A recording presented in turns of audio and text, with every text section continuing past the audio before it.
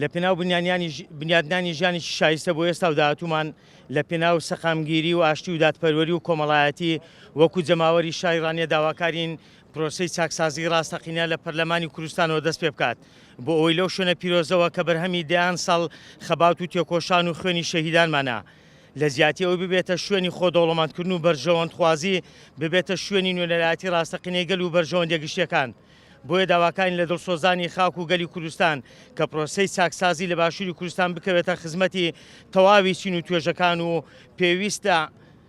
پێویستە پەرلەمانتار لە خزمەتی هاوڵاتیان و بەهاگشتیە نیشتیمانیەکاندا بێت. ئێمە وەکو خەڵکی ڕانیا داواکارین یەک پەرلەمانتاری دوای تەواوبوونی کاری پەرلەمانی بگەڕێتەوە سەرکار و وەزیفەی خۆی و خانەنشینی پەرلەمانتاری هەڵبۆشێنرێتەوە. دوو چاکسازی تەواو هەموو پلە باڵاکان بگرێتەوە کە بە جۆرێک بێت جیاوازی موچەی پلە باڵاکان لەگەڵ موچەی پلەی ئاسایی تا ڕادەیەکی گونجاوڕێک بخرێتەوە. سێ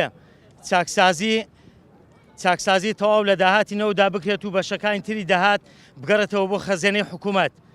چوار پێویستە لە چاکسازیەکەدا کۆتایی بە دوو موچەخۆری بهێنرێت هاوڵاتیانی دڵسۆز و بەپەرۆش.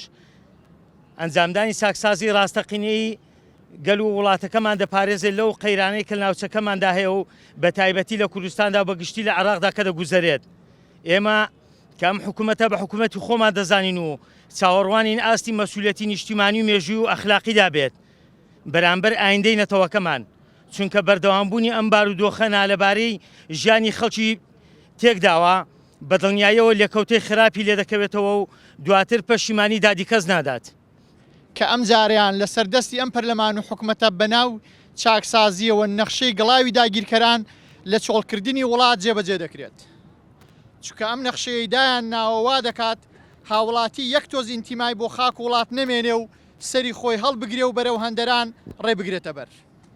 ئەو کاتە ئەم وڵاتە بۆ ئەو 4-5 هزار کەسە بەجێ دەمێنێ کە ئێستا بە ناوی چاکسازیەوە باشترین موچە و دەرماڵە و ئایندە بۆ خۆیان و منداڵەکانیان دابیدنەکەن.